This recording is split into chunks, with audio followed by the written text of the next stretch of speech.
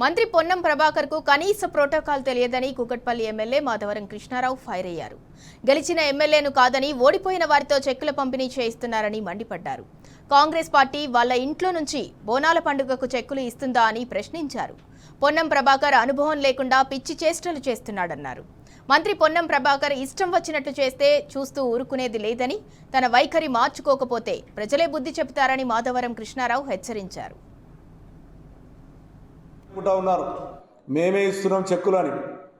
ఆ చెక్కులు అనేటువంటిది ప్రతి సంవత్సరము శాసనసభ్యుల ద్వారా, ఎంపీ ద్వారా, లేకపోతే మంత్రి ద్వారా వేయడం జరుగుతుంది ఎక్కడైనా.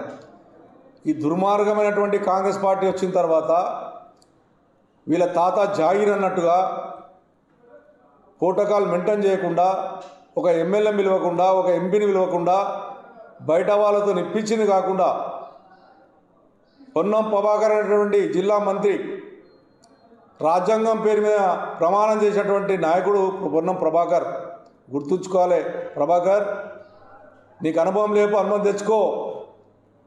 ఒక ప్రోటోకాల్ మెయింటైన్ చేసే ఆలోచన, ఒక రాజ్యాంగం మీద ప్రమాణం చేసి మంత్రి అయిన నువ్వు ఇలా ఎమ్మెల్యే విలువద్దు అని చెప్పి ఎమ్మెల్యే విలువకుండా ఓడిపోయినటువంటి వ్యక్తి విలువమని చెప్పి లెటర్ పెడతావా వాళ్ళను? నీ సంస్కృతి ఇట్లే ఉంటుందా ప్రభాకర్ మంత్రి గారు? మీరు అసలు ఈ రకంగా ఉంటుందా ఎక్కడన్నా? చరిత్రలో ఉందా ఎక్కడన్నా? గెలిచిన ఎమ్మెల్యే విలువకుండా ఓడిపోయినటువంటి వాళ్ళని విలువమని చెప్పి అధికారులకు ఆదేశాలు ఇచ్చి ఒక లెటర్ పంపిస్తావా అని వాళ్ళకు?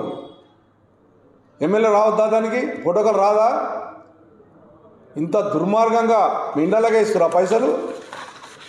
ఆ రోజు మేము పెట్టినటువంటి ఆ స్కీముని కొనసాగించే బాధ్యత మీరు తీసుకురు తప్ప, మీకు కనీసం 60 సంవత్సరాల చరిత్రలో మీ దుర్మార్గమైనటువంటి చరిత్ర ఒక్క రోజు కూడా కనీసం గుల్లం పట్టించుకోలేదు మీరు.